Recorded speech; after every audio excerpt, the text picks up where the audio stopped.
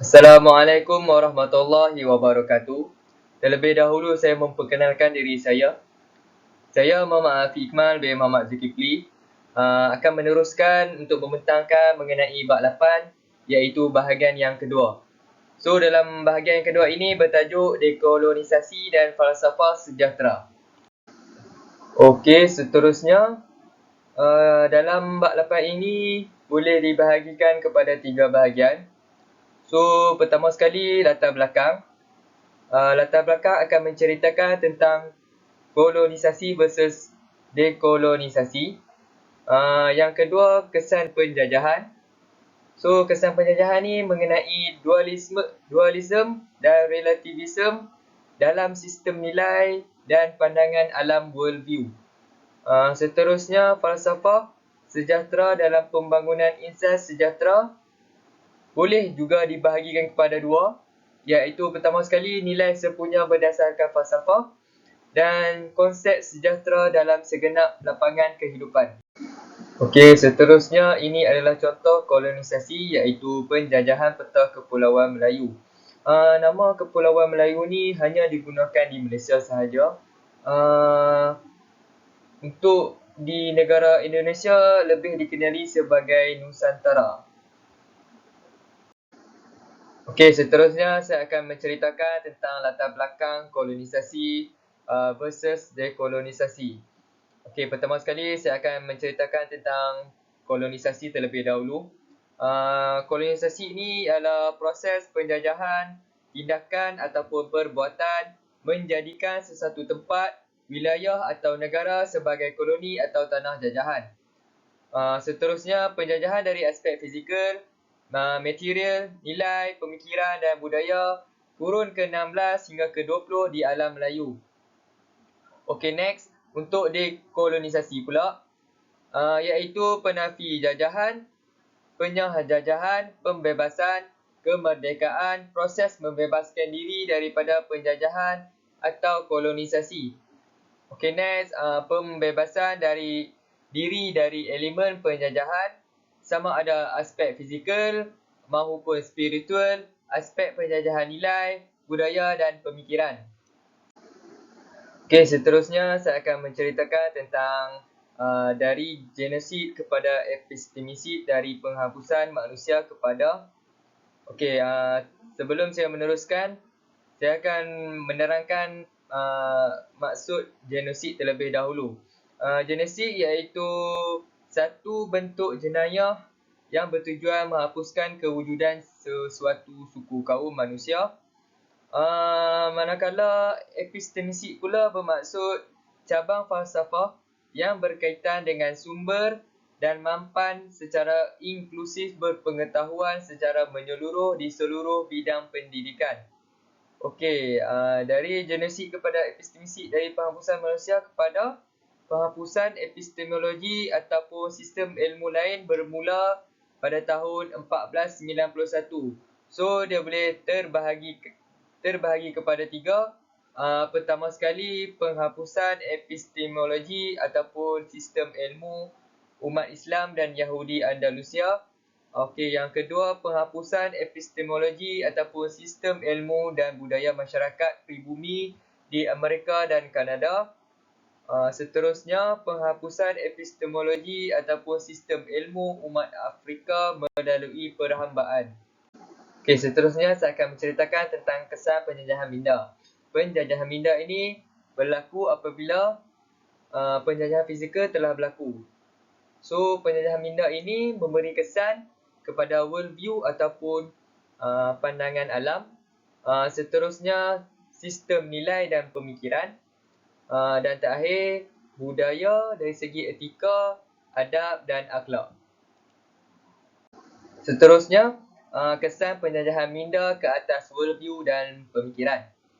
Okey, terdapat dua aliran utama dalam kesan penjajahan minda ke atas worldview dan pemikiran ni, iaitu dualisme dan relativisme.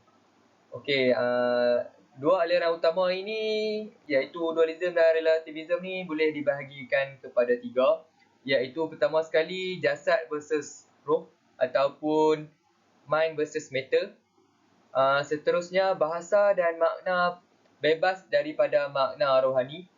Dan seterusnya, tiada kebenaran mutlak, nilai berubah-ubah. Okey, sebagai contoh,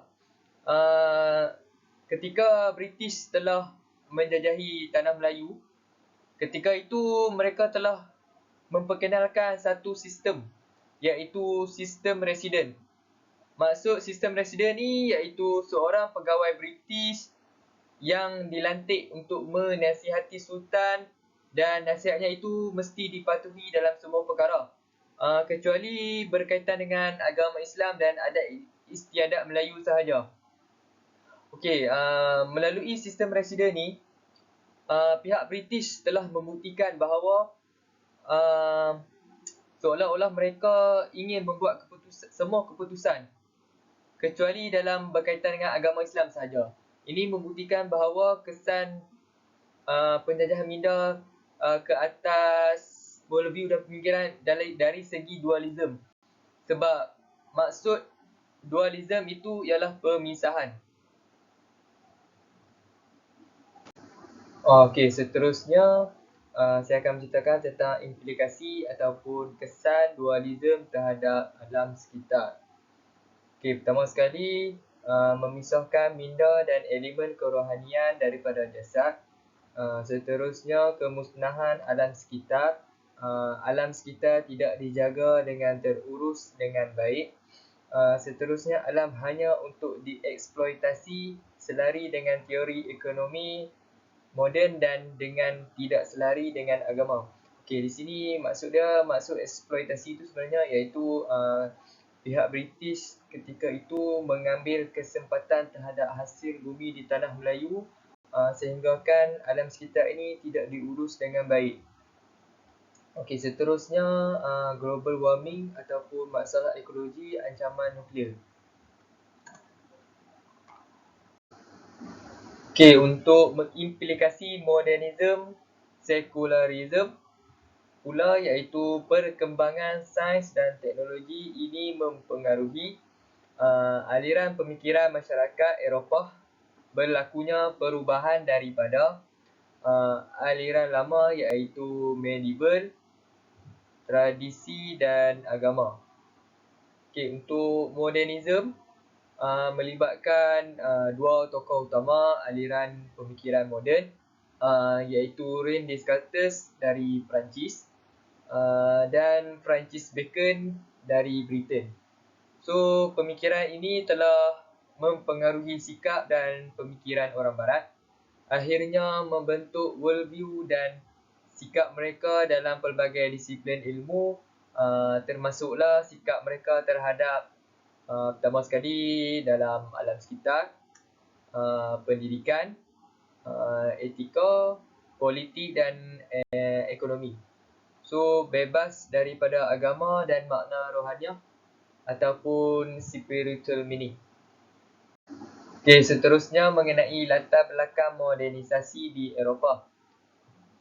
Ia bermula pada abad ke-15 dan 16 iaitu 1501 sehingga 1600 Masihi, iaitu dipanggil zaman Renaissance.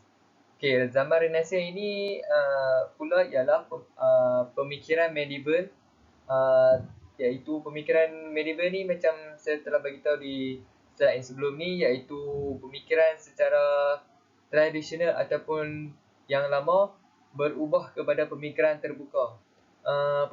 Pemikiran terbuka ini iaitu pemikiran secara liberal. Okey, next, pemikiran terbuka ataupun secara liberal ini merujuk kepada pemikiran ahli fikir Greek dalam bidang falsafah, sastra dan pemikiran. Okey, maksud zaman Renaissance ni iaitu kebangkitan semula ataupun pembaharuan yang bermula dari negara Itali.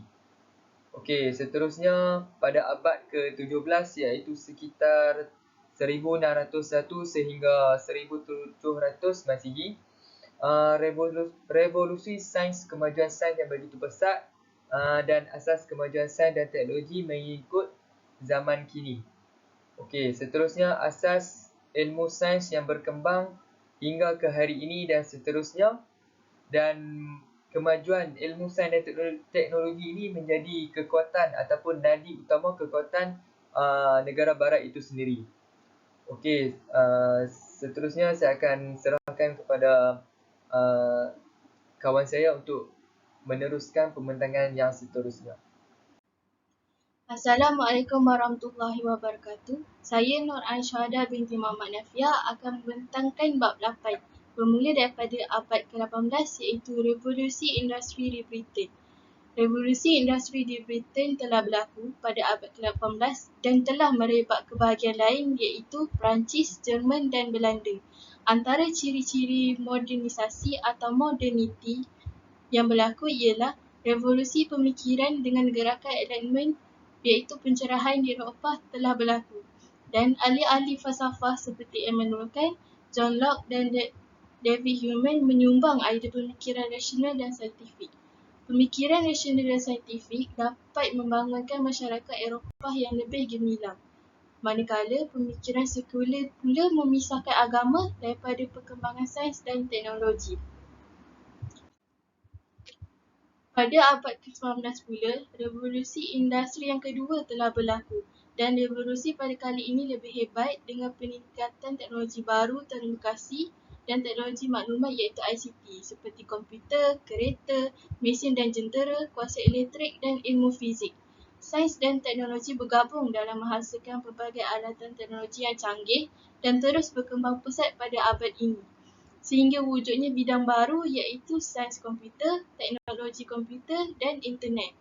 Barat mempunyai kuasa baru dari segi sains, teknologi dan militer yang menguasai seluruh dunia. Berlaku juga proses penjajahan iaitu kolonisasi, bermula daripada penjajahan wilayah, penjajahan epistemologi dan penjajahan budaya. Contohnya, terhakisnya bahasa dan tulisan Jawi dan wujudnya the captive mind iaitu minda yang terjajah dan import besar-besaran gagasan dari dunia barat ke masyarakat timur berlaku dan ia juga berlaku masalah fundamental kerana tiadanya pertimbangan matang daripada konteks sosial sejarah dan hilangnya kemampuan untuk menilai secara kritis kerana wujudnya minda yang terjajah. Seterusnya, mitos pribumi malas vs mitos hang tuah. Mitos pribumi malas ini adalah sebuah kekeliruan yang dilandasi penolakan masyarakat Melayu, Filipina dan Jawa untuk bekerja sebagai buruh di kebun-kebun para kolonial. Dan hang tuah pula ialah sebagai ikon jati diri pahlawan Melayu yang setia dan gagah perkasa digambarkan sebagai mitos dan legenda di kalangan masyarakat Melayu. Seterusnya, dekolonisasi iaitu pembebasan daripada pengaruh kolonial melalui kearifan tempatan. Ia terbahagi kepada 3. Yang pertama ialah worldview, pandangan alam, nilai hidup beragama. Yang kedua ialah kerangka pendidikan yang sepadu, falsafah pendidikan kebangsaan iaitu FPK. Yang ketiga ialah falsafah sejahtera, kearifan tempatan, dewesternisasi, penafibaratan, ilmanisasi ilmu. Yang pertama iaitu worldview of Islam. Manusia sebagai khalifah yang bertanggungjawab mentadbir dan memakmurkan alam mengikut apa yang dikehendaki oleh Tuhan. Konsep takhir digunakan iaitu manfaat alam untuk manusia. Di dalam Al-Quran juga telah disebutkan janganlah kamu melampaui batas. Maksudnya manusia tidak boleh melampaui batas dalam menguruskan alam. Dalam surah Al-Hadid juga sudah disebut manusia dibenarkan menggunakan alam dengan sebaik-baiknya. Dan seterusnya tentang kearifan tempatan. Ia telah membangunkan pemikiran kita sendiri yang bersesuaian dengan pemikiran tempatan. Ia maksudnya mengikut acuan sendiri dengan daya intelek kita sendiri yang tidak dipengaruh oleh falsafah asing yang tidak bersesuaian dengan agama, falsafah, nilai dan kearifan tempat. Seperti rukun negara kita yang pertama iaitu kepercayaan kepada Tuhan. Nilai ini berasaskan nilai hidup beragama. Mengikut modernisasi penafibaratan.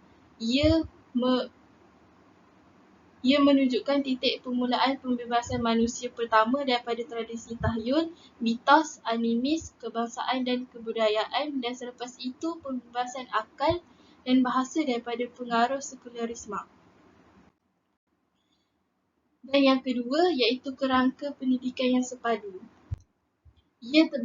Matlamatnya ialah untuk mewujudkan insan yang beradab dan seimbang dari segi jasmani dan rohani. Yang pertama ialah beradab kepada Tuhannya yang Maha Agung, iaitu Allah Subhanahu wa Ta'ala dan Rasul. Dan beradab kepada dirinya, seterusnya beradab kepada ahli keluarga, kepada masyarakatnya dan kepada alam sekitarnya. Insan beradab bermaksud yang sedar akan tanggungjawabnya kepada Allah Subhanahu wa Ta'ala sebagai Tuhan yang sebenarnya disembah, yang memahami dan melaksanakan tanggungjawabnya kepada diri sendiri dan kepada masyarakat yang adil, dan sentiasa berusaha memperbaiki setiap aspek dirinya ke tahap yang lebih sempurna sebagai insan yang beradab. Okey, seterusnya saya akan menerangkan tentang falsafah pendidikan kebangsaan. Okey, pentingnya menghayati falsafah pendidikan kebangsaan iaitu FDK untuk melahirkan insan seimbang dari segi jasmani dan rohani. Pendidikan masa kini hanya berpandukan ekonomi iaitu market driven course. Pendidikan hari ini tidak seharusnya hanya memacukan atau berteraskan industri atau keperluan ekonomi sahaja. Ia juga tidak seharusnya mementingkan aspek pembangunan pasaran semata-mata.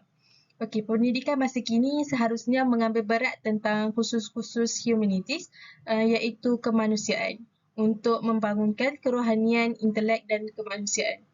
Okey, strategi ini amat bagus bagi menangani masalah sejagat seperti isu kemiskinan, alam sekitar dan krisis moral. Okey, seterusnya untuk mencapai pendidikan yang bersifat sepadu, ia memerlukan kerangka epistemologi, ilmu yang sepadu.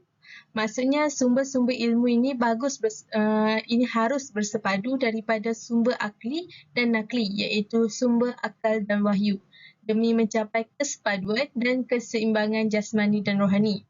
Seterusnya ilmu fardu ain dan fardu kifayah.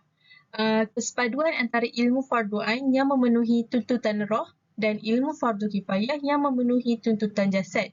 Fardu ain ini wajib bagi setiap individu, manakala fardu kifayah wajib ke atas setiap masyarakat. Okay, seterusnya ialah adab bagi individu dan peradaban bagi masyarakat. Seterusnya ialah kebahagiaan dunia dan akhirat. Okey, seterusnya ialah kesepaduan jasad dan roh, ilmu fardu ain dan ilmu fardu kifayah.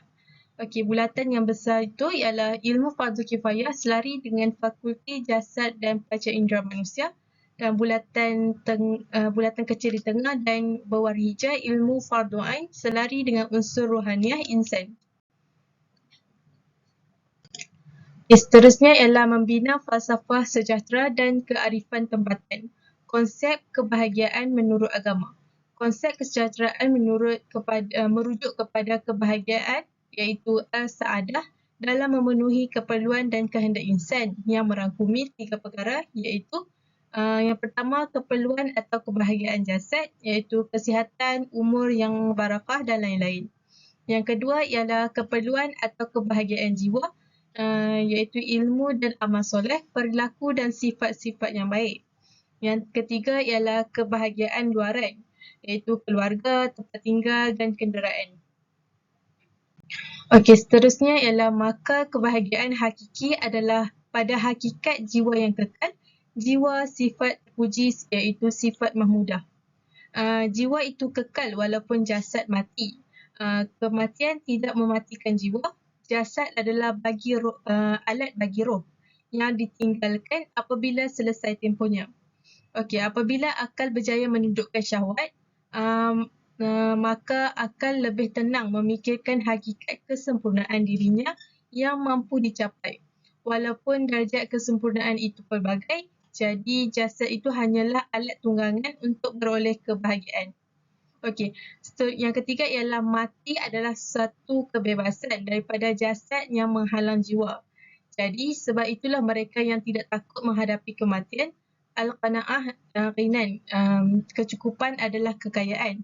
Sifat kecukupan qanaah adalah harta yang tak akan habis dan khazanah yang tidak akan musnah.